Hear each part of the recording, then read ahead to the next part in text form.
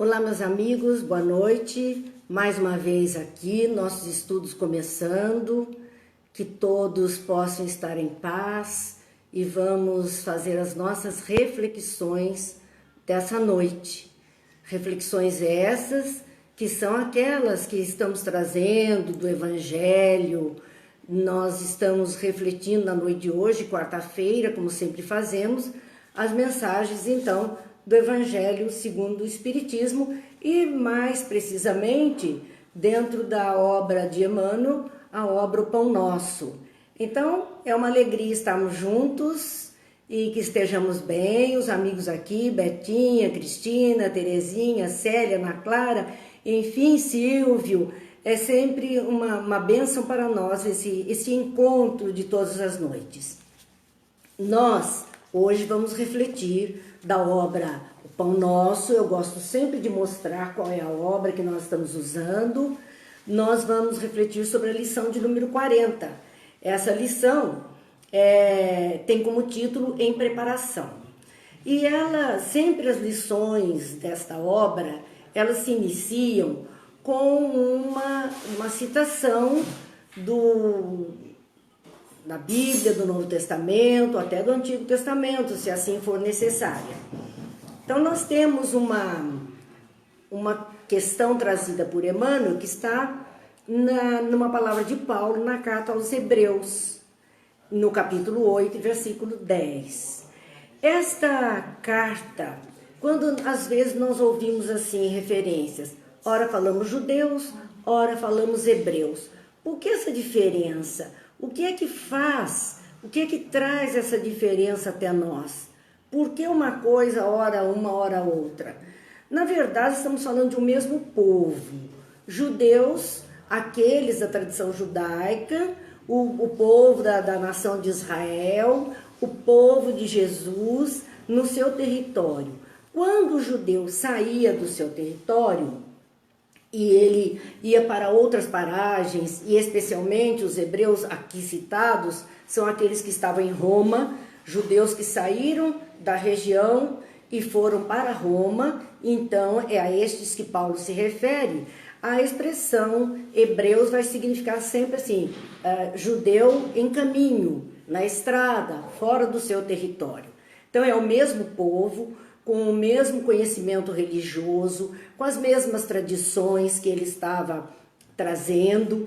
E aí nós vemos Paulo escrevendo neste capítulo 8 da carta aos Hebreus, ele escrevendo a respeito dos sacerdotes e do comprometimento com a pregação, com a lei. Por que Paulo está falando sobre isso, ou o que ele fala? Os sacerdotes de época, eles estavam presos às tradições da religião, e cumpriam a lei que vinha da lei mosaica. Então eram leis da tradição religiosa. Então, muito mais do que as leis de Deus, eram as leis de tradição religiosa. E por isso ele fala neste capítulo 8, ele diz a respeito desse comportamento, ele fala do trabalho dos sacerdotes, aqueles sacerdotes que nós algumas vezes nos referimos como sacerdotes do templo, assim falamos. Estes sacerdotes, ele dizia, eles oferecem os dons e sacrifícios. O sacerdote ofereceria dons e sacrifícios. E aí é preciso que a gente entenda que dons são esses. Era o dom da palavra, era o dom do ensino, então era aquilo para o qual eles estavam qualificados e exercer assim o seu conhecimento, o seu ensinamento para o povo. Portanto, ele dizia, ele oferece dons. Quer dizer, cada um oferece aquilo que dispõe, aquilo que é possível, aquilo que ele tem como bagagem. Ninguém pode dar o que não tem. São os dons. E os sacrifícios que ele se refere eram mesmo sacrifícios realizados no templo. Sacrifício de animais, que eram comuns à época de Jesus no templo. Então ele fala, eles oferecem dons, que seriam a palavra, o ensino, e sacrifícios, que seria o cumprimento das leis do judaísmo de época. Assim, nós vemos que eles trabalhavam quase que dentro todo o tempo de uma proposta material, profissional, e não de uma proposta mais espiritualizada. E Paulo então escreve, porque os hebreus eram judeus fora do território, mas que mantinham a mesma tradição, mantinham a mesma vontade, eles mantinham as mesmas regras, sabiam da tarefa dos sacerdotes. E ele apresenta então Jesus a esses hebreus como o sumo sacerdote dos céus. Quando ele está dizendo isso, ele se refere a Jesus como um sacerdote, quer dizer, aquele que vai cumprir, vai oferecer os seus dons e o seu próprio sacrifício em conhecimento, em razão de ensinar e trazer a lei divina aos homens. Então ele usa esse termo dizendo, ele é o sacerdote dos céus. E ele diz mais, que se ele estivesse na terra como sacerdote, não seria aceito, porque ele não cumpriria os rituais que os sacerdotes tinham por hábito cumprir. Ele não cumpriria. Então ele não seria aceito, e até porque ele não fizera uma escola, ele não cursara nenhum curso que o colocaria como um sacerdote. Ele não tinha o título, ele não tinha o estudo proposto para ter aquele título. Assim, Jesus não seria reconhecido. Mas ele diz, mas ele é o sumo sacerdote, o supremo, o maior sacerdote nos céus. Quer dizer, a tarefa de Jesus não era uma tarefa de sacrifícios terrenos, nem de dons que atendessem materialidade apenas. A tarefa de Jesus, mesmo os seus dons tendo atendido muitas vezes a materialidade terrena, esses seus dons eram mais vinculados às coisas da alma, às coisas do espírito. Nós estamos vendo aqui os companheiros Elaine, Márcia, Dilza, Vera Melato, todos aqui, boa noite, e que bom que estamos juntos mais uma vez. O versículo 8 deste capítulo 8 da carta aos Hebreus, ele diz o seguinte, mas virão dias em que a casa de Israel e Judá estabelecerei uma nova aliança, dizendo, Jesus teria dito isto, que dias viriam pela frente, onde a casa de Israel, quer dizer, aquela tradição, e casa de Judá, ele estabeleceria uma nova aliança. Por que ele fala em uma nova aliança? Porque eles tinham a Arca da Aliança. E desde a saída do povo do Egito, havia desde Abraão, entendia-se existir uma aliança entre aquele povo escolhido e a divindade. Assim, Jesus trazia uma nova aliança. Mas é interessante nós olharmos que nova aliança é essa?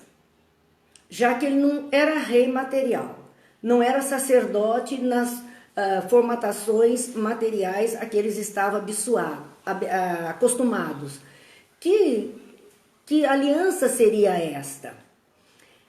Nesse versículo 10, que é o versículo utilizado por Emmanuel para esta página, diz o Senhor, porei as minhas leis no seu entendimento, e em seu coração as escreverei. E eu lhes serei por Deus, e eles me serão por povo. Então ele está dizendo aqui, essa nova aliança, como ele estabeleceria esse vínculo com as criaturas. Que aliança era esta?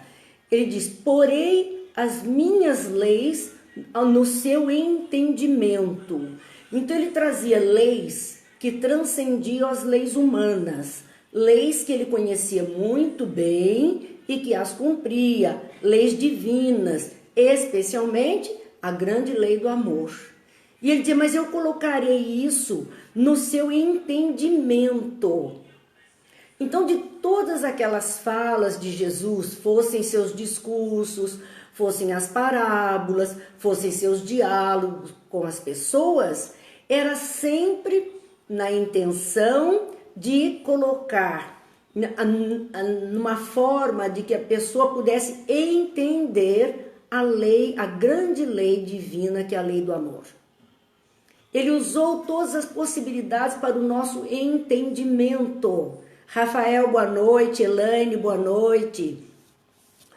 Então ele diz, olha, eu porei as minhas leis no seu entendimento.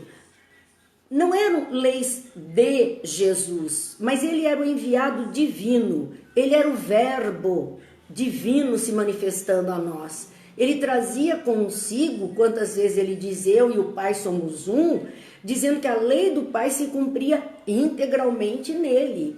E aquilo que ele iria trazer era exatamente isso, a lei do amor, para que nós pudéssemos aprender um pouquinho. Mas não bastava essa lei ficar no conhecimento.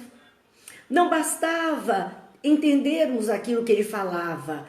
Ele trouxe uma lei nova, que é a lei do amor, onde Deus não é mais aquele Deus de temor, mas é um Deus Pai, é um Deus de amorosidade. E falava de todas as coisas boas. E as pessoas começavam a entender esse Deus. Só que não basta entender aquilo que Jesus trouxe. Ele continua dizendo, e em seu coração as escreverei. Não era só uma questão de consciência, de pensar, mas era uma questão de sentir. E em sentindo, poder então vivenciar. Então a lei de Deus, e que muitas vezes Paulo fala da caridade, que é amor, nós já vimos que a palavra caridade, ela significa amor, a palavra usada por Jesus, a palavra grega, mas elas estão significando a mesma coisa. É sinônimo, caridade é sinônimo de amor. Então ele diz assim, caridade é o amor que sai do coração pelas nossas mãos. Quando isto vai sair, esse amor vai sair do coração pelas nossas mãos? Só quando sentirmos. Porque aqui o sentido figurado de coração não é o sentido de órgão, o órgão coração, que rege todo um sistema cardíaco, não é isso. É um coração no sentido do abrigo dos sentimentos maiores. É assim que nós simbolizamos amor, cheio de coraçãozinho. Eu vejo aqui os coraçõezinhos subindo e agradeço. Nós temos Débora, Gil, Fátima, Elisete, Cidinha, todos participando conosco. Eu vi aqui a nossa companheira Nininha. Que saudades, hein, Nininha? Poxa, nós vemos aqui Monte Azul participando conosco. Sérgio conosco. E vemos os coraçõezinhos subindo. Uma manifestação de carinho, uma manifestação de uma expressão do nosso sentimento. E é disso que Jesus fala. O seu ensino não é para ficar no nosso entendimento, na nossa razão apenas. Ele é também para ser sentido e assim poder ser vivido. Por isso que nós lembramos aquela história de Eurípides Barçanufo, consta dos seus relatos biográficos, né?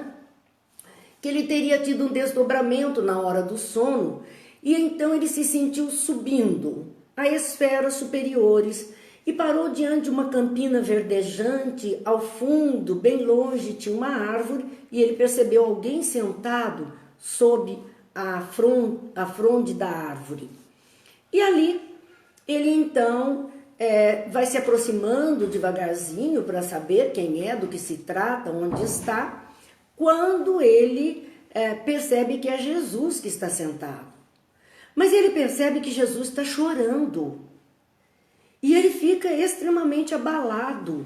Imagine, amigos, na situação que nós vivemos nesse momento, os cristãos pudessem ter uma visão de Jesus, aqueles que creem em Jesus como mestre, como filho de Deus na face da terra, o maior que a terra conheceu, o exemplo do bem. Então, nós pensamos, imagine se pudéssemos ver Jesus agora, diante de nós, e Jesus se mostrasse chorando, iríamos entrar em desespero.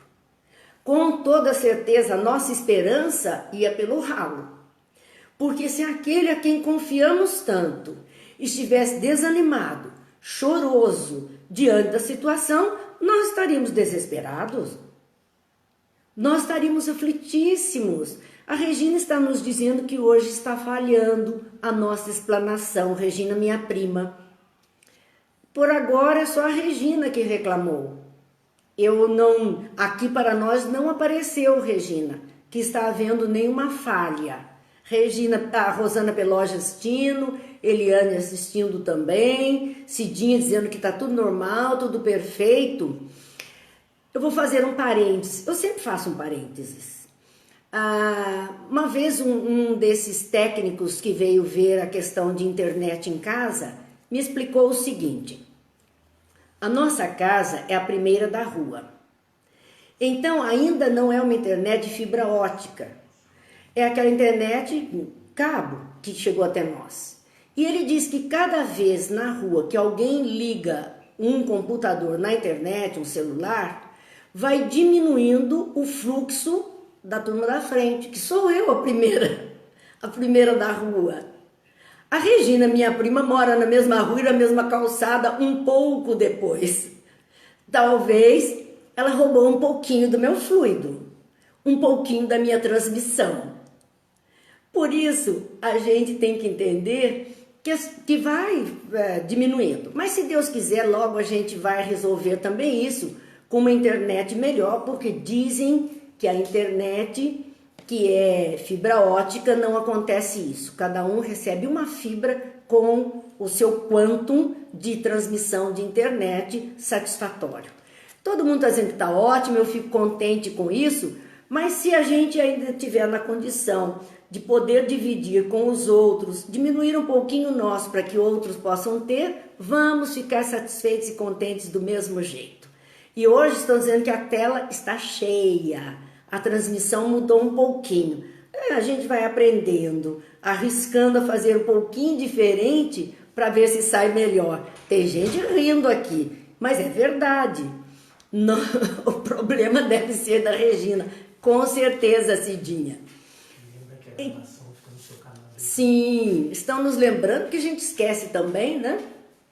De que se houver algum problema, se vocês quiserem rever ou então passar para alguém, não esqueçam que a gravação do programa fica lá no canal do YouTube. Só entrar no YouTube, Marina Ferri, que todas as aulas, todos os nossos encontros estarão lá. Entra lá, se inscreve, se registra, deixa o seu like, faz tudo isso, porque só nos ajuda a podermos transmitir cada vez mais esses ensinos. A Regina, será que só para mim então que está falhando? Acredito que sim, minha prima, porque os outros estão bem. Vamos ver o que está acontecendo por aí, né? Mas voltando então às nossas reflexões do Evangelho, nós vemos Jesus dizendo: porei as minhas leis no teu entendimento e em seu coração as escreverei. Entrou pelo nosso entendimento, mas ficará gravada no nosso sentimento. Todo o ensino de Jesus, à medida que entendemos, vai fazendo parte do nosso modo de sentir a vida, de viver a vida, de nos sentirmos melhores. Com certeza, é isto que nós estamos então precisando fazer verdadeiramente. Escrever isso no coração para que possa então, registrado, escrito, lavrado, assinado e compromissado, podemos colocar em prática tudo isso. Claudete, que bom que você está conosco, Ana Maria, Vera Cortez, que bom. Jesus continua na sua fala dizendo: e eu lhe serei por Deus. Não é que ele será Deus, ele será por Deus.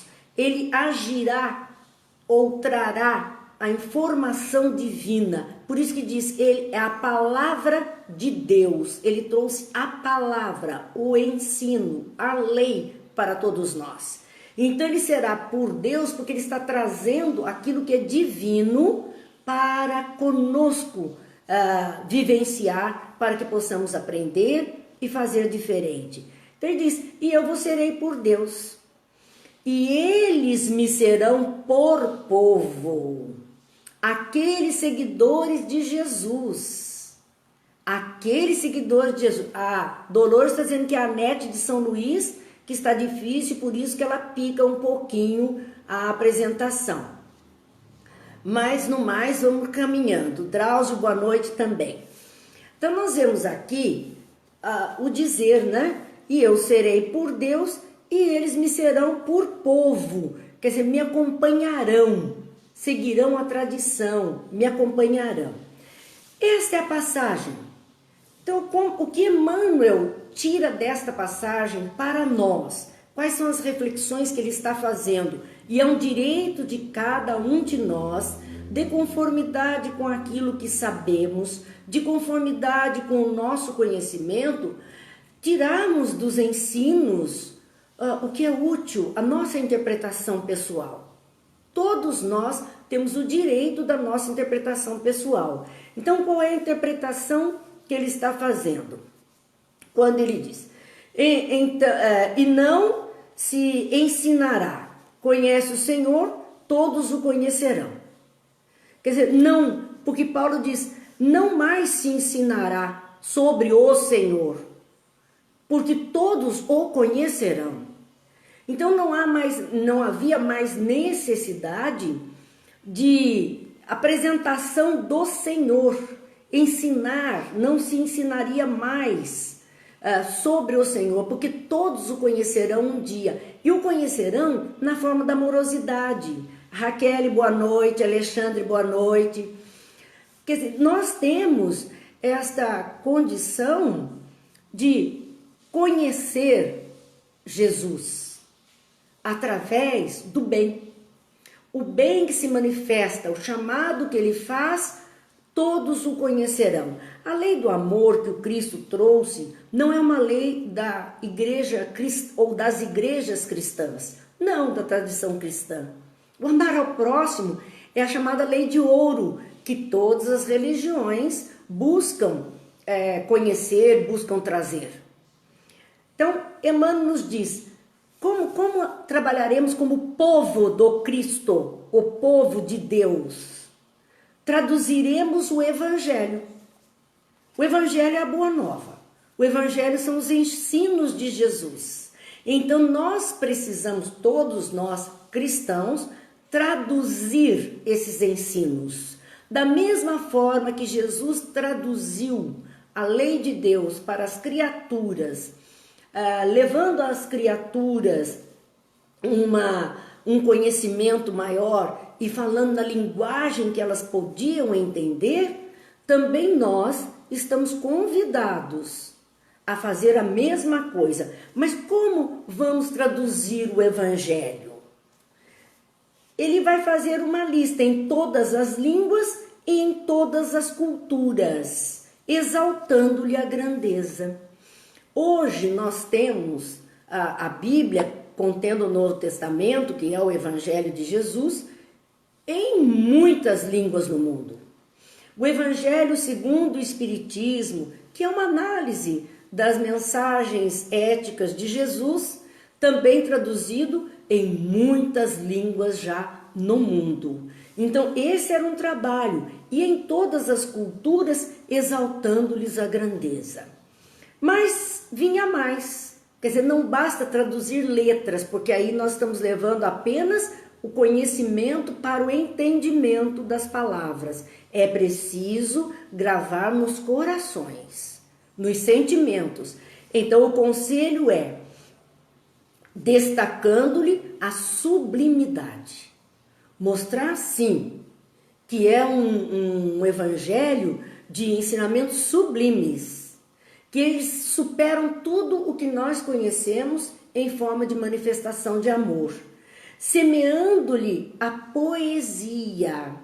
E uma vez, Haroldo Dutra Dias, orador espírita, conhecido, bastante conhecido, ele disse que ele queria muito entender a Bíblia e fazer tradução e se especializar nesses estudos, e ele foi aconselhado por Honório Onofre de Abreu, um espírita já desencarnado, bastante antigo, das lides espiritistas. Ele foi aconselhado a estudar poesia. Ele disse, meu Deus, mas que poesia? Todo tipo de poesia, moderna, antiga, enfim, tudo que pudesse ler de poesia de vários poetas, era preciso estudar poesia. Qual a razão? Dizia Honório Onofre que os ensinos da Bíblia, que a Bíblia por si só, tudo aquilo que ele contém é como um grande poema. Então, mais do que ler as letras, nós precisamos sentir o que essas letras estão nos trazendo. Nós precisamos sentir o que é que está sendo vivenciado, nos emocionarmos, permitir que isso entre em nosso coração. E é isso que Emmanuel está falando, que nós precisaríamos semear a poesia do Evangelho. Há todo um sentimento, uma poesia. Ele não é algo árido, ele é algo suave para chegar aos corações, interpretando-lhe as lições. Então, todas as lições contidas na Boa Nova de Jesus precisam dessa interpretação. Como faremos isso? Vamos ver para quem Jesus falou, quando, qual foi a ocasião, o que é que estava acontecendo, e observando então o movimento de época e onde ele usou essa ou aquele ensino, que a gente traga para as nossas situações atuais. Vera Lúcia, boa noite. Tânia, boa noite. A Tânia fala, é o despertar da sensibilidade. Exatamente. Jesus é a sensibilidade à flor da pele, para que nós todos possamos experimentar isso. Então, interpretar as lições, impondo-nos ao raciocínio. Impondo-nos ao raciocínio, é preciso pensar. Uma fala de Jesus merece reflexão, merece que a gente pense, que a gente analise. É preciso isso, pensar. E nós não estamos dando essa atenção. Às vezes achamos bonito uma frase de efeito, fazemos a citação, colocamos em algum lugar a citação porque achamos bonito, mas sequer prestamos atenção real ao que aquela frase está dizendo e que convite está sendo feito a cada um de nós. Então, impondo-nos ao raciocínio, aprimorando o coração, mais uma vez, aprimorando os nossos sentimentos, nos sensibilizando, nos tornando pessoas mais macias. Este é o convite. E reformando a inteligência. Muito interessante essa análise, porque há tempos atrás nós víamos ou pensávamos inteligência apenas como uma medida do nosso QI, nosso coeficiente de inteligência dado pelo conhecimento. Boa noite, Cida. E apenas isso que a gente analisava. Mas de 2000 para cá, do final do século passado para cá, surgiu a inteligência emocional, a inteligência de todos os níveis, espiritual. São múltiplas inteligências. Então, quando nós usamos do raciocínio, mas envolvidos pela sensibilidade e tentamos buscar a essência do ensino, nós estamos reformando a nossa inteligência, deixando de ser apenas uma inteligência intelectual para ser uma inteligência emocional, uma inteligência religiosa, uma inteligência social, de comportamento na vida. É muita coisa que se abre diante dos nossos olhos e, consequentemente, Humbertinho, boa noite. E, consequentemente, vamos renovando leis. Sim, renovando. Houve uma pequena interrupção, às vezes as pessoas ligam, esbarram o dedo em alguma tecla e acontece isso. Então nos perdoem, mas continuando as nossas reflexões, precisamos, a cada vez que mudamos melhoramos a nossa inteligência, ampliamos a nossa inteligência, a nossa capacidade de pensar, nós vamos também renovando as leis que regem os nossos caminhos na humanidade, mas não só essas leis sociais pertinentes a todos, como leis comportamentais que dizem respeito ao nosso foro íntimo. Nós vamos renovando tudo isso. Então, por isso que nessa nova aliança que Jesus nos convida, que era ele falava isso no versículo 8, também na sequência nós estamos analisando o 10, mas na sequência, no 13, nós vamos ver ele dizer a razão a que se presta essa nova aliança que ele nos convida, através de todas essas mudanças que proporcionam seus ensinos a cada um de nós. Dizia ele então no versículo 13, sobre a nova aliança, envelheceu a primeira. Aquela aliança, a primeira aliança de Moisés, das leis mosaicas, com Deus, que era aquele Deus Senhor, né, dominador de todas as coisas, ele vem para mostrar uma nova aliança, porque aquela primeira envelheceu. E ele explica mais, ora, o que foi tornado velho e se envelheceu, perto está de acabar. As leis são assim, elas servem e nos atendem por um período de tempo, porque quando elas não mais atendem às nossas necessidades, elas estão envelhecidas para a situação atual. E se estão envelhecidas, elas tendem a se acabar, pois não atendem mais às solicitações. Por isso ele fazia essa nova aliança, uma nova postura diante dos ensinamentos divinos que chegaram até nós. E como vamos fazer isso?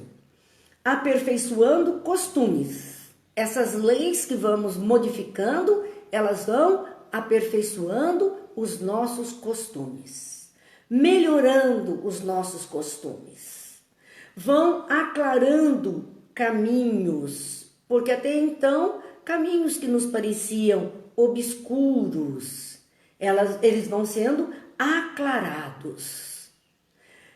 Uma palestra recente do Dr. Sérgio Felipe, onde ele faz uma análise breve sobre o Covid, mas mais sobre a questão de estarmos nesse relacionamento pelas ondas magnéticas dos nossos aparelhos celulares, computadores, televisão, porque estamos reclusos, ele nos falava do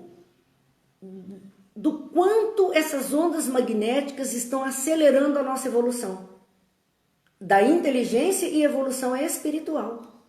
O campo vibratório se intensificou de tal forma que nós podemos até nos sentir cansados de realizar tantas tarefas diante das telas de um computador. E não é só um cansaço da visão, a mente se cansa, porque essas ondas estão muito aceleradas. Nós estamos nesse processo de evolução. E dizia mais ele, que depois que tudo isso passar e voltarmos ao nosso relacionamento social, muitas coisas dos nossos costumes terão mudado, porque nós estamos descobrindo outros meios de comunicação. Ele cita até uma pesquisa que está fazendo da parte da holografia. Ele se imagine se há um tempo atrás nós disséssemos que queríamos conversar com alguém ao telefone, já seria um fantástico. Mas se disséssemos, mas e se no telefone a gente pudesse ver a pessoa com quem a gente está falando? Seria, imagine, uma coisa absurda. E hoje todos nós podemos fazer isso. Através dos nossos aparelhos celulares, dos nossos computadores, nós podemos ver com quem estamos falando. Boa noite, Márcia, boa noite, Ângela. Estamos vendo os nossos companheiros aqui. E aí ele diz assim, imagine se num futuro nós pudermos ter essa imagem trazida quase que como materializada dentro da nossa sala e vamos conversar interagindo com aquele ser virtual, não tão virtual, quase materializado diante de nós, que é a imagem holográfica. Vocês acham que isso está longe de acontecer?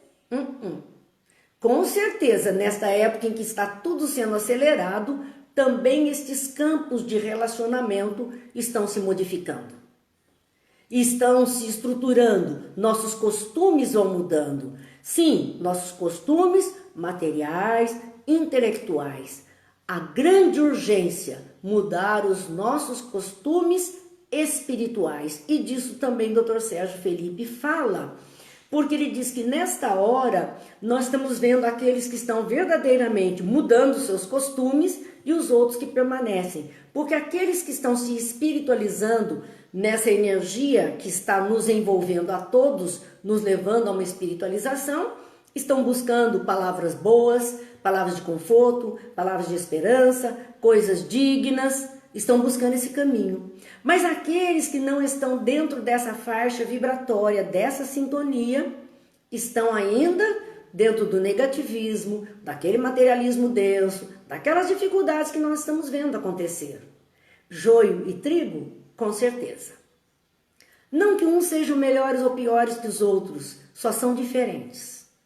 Estão em pontos de produção diferente.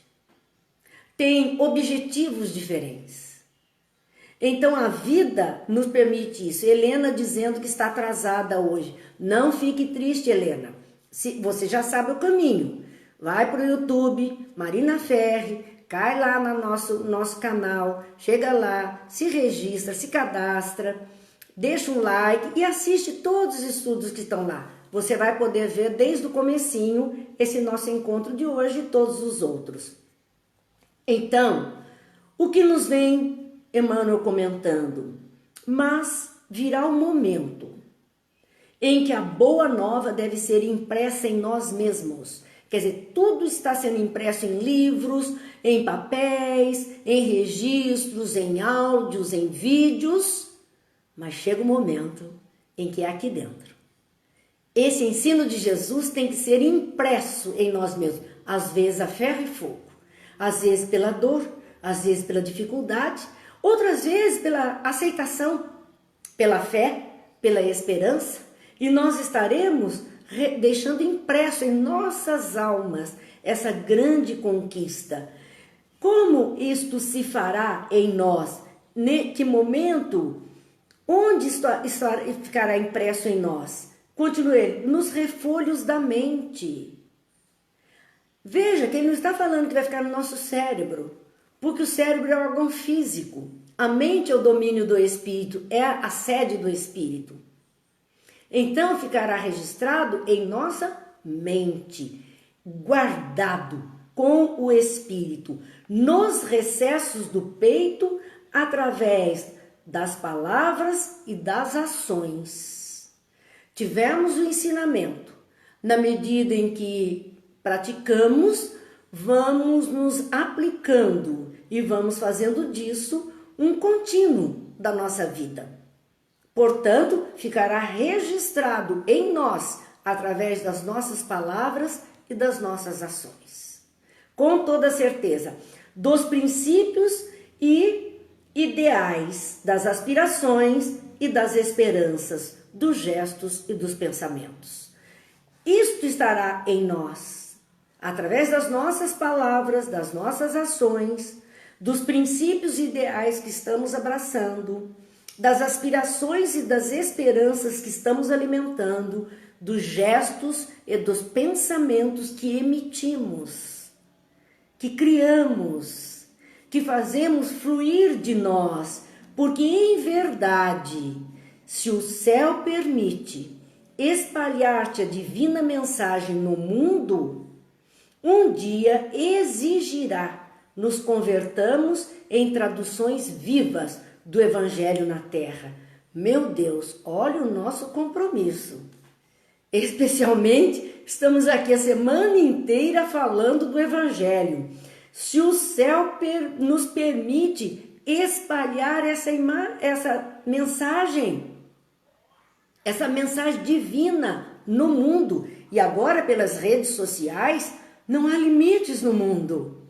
As palavras, os ensinos, as reflexões estão indo. A rede é mundial, é o planeta todo.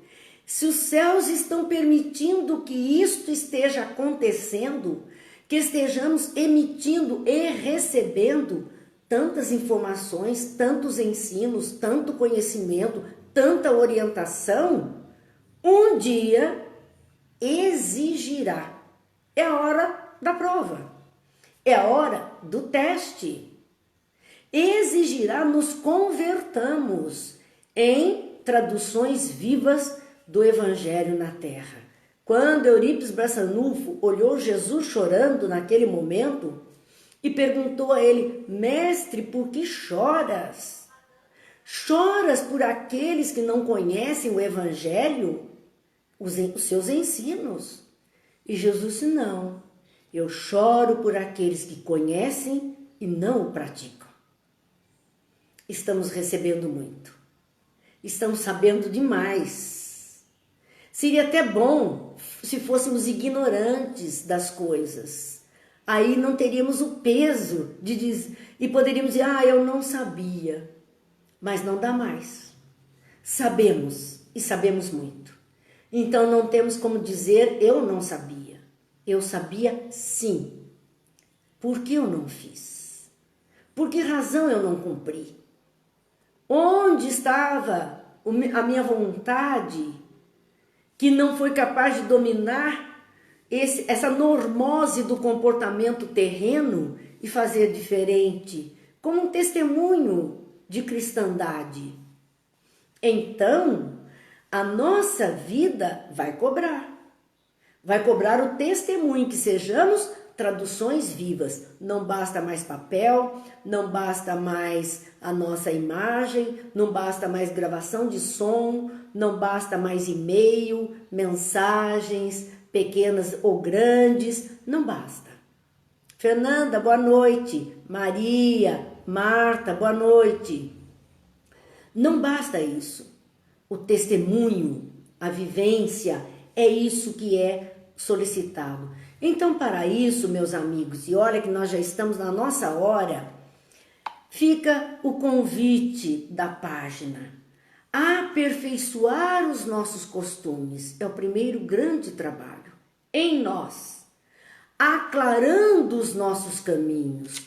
Só mesmo com este trabalho de aperfeiçoamento nos costumes é que vamos aclarando os nossos caminhos. E há uma página muito bonita chamada Ação e Caminho, que está aqui hoje, olha, de Emmanuel, que ela nos diz: o sentimento cria a ideia gera o desejo, a palavra orienta a ação, porque o desejo forma a palavra orienta a ação detona resultados, os resultados nos traçam o caminho nas áreas infinitas do tempo.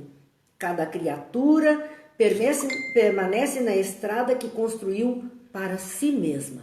A escolha é sempre nossa. Somos nós que estamos escolhendo o viver, escolhendo a vida na face da terra com as nossas atitudes, com os nossos envolvimentos, com as nossas escolhas. Tudo hoje é resultado de escolhas que fizemos. Então, que nós tenhamos capacidade, inteligência suficiente para fazer escolhas diferentes se algo não deu certo. Porque se queremos que algo mude, é preciso fazer escolhas diferentes. Se continuarmos escolhendo as mesmas coisas, o resultado será sempre o mesmo. Por isso, nós estamos aqui, reunidos nesta noite, refletindo. Ângela, Ana Clara, boa noite, Deus abençoe. E queremos, neste momento, ler um poema muito bonito de José Silvério Horta, que tem como título Oração. Ele usa como fundo de pensamento a prece do Pai Nosso, mas eu gosto especialmente das suas palavras, quando ele nos diz: Pai nosso que estás nos céus, na luz dos sóis infinitos, Pai de todos os aflitos deste mundo de escarcéus, santificado, Senhor, seja o teu nome sublime, que em todo o universo exprime concórdia, ternura e amor. Venha o nosso coração o teu reino de bondade, de paz e de claridade na estrada da redenção. Cumpra-se o teu mandamento, que não vacila nem erra, nos céus como em toda a terra, de luta e de sofrimento.